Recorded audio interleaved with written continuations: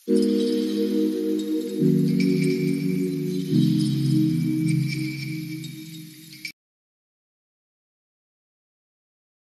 mga revelasyon ni Abigail Wright at ang anak nito kay Francis M. na si Gail Francesca.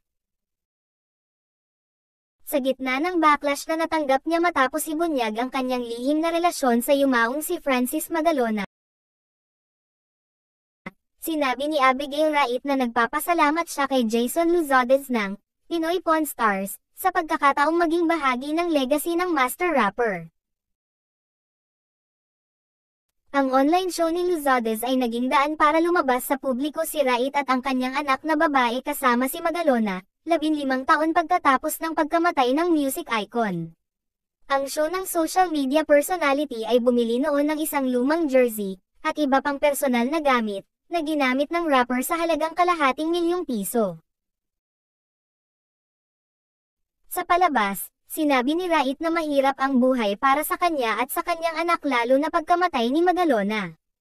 Sa loob ng 15 taon, sinabi niya na pinili nilang mamuhay ng tahimik at malayo sa pagsisiyasat ng publiko, alam na sila ay huhusgahan, ngunit ngayon ay oras na upang ipakita sa publiko na, we exist.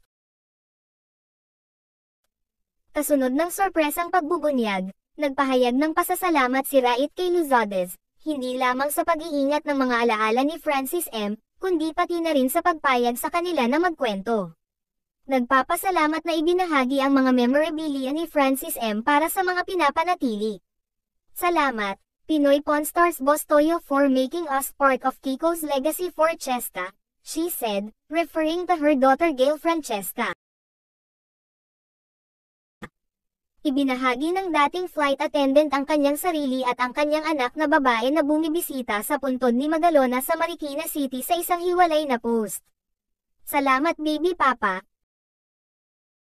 Heart emoji, belated happy birthday in heaven, she wrote.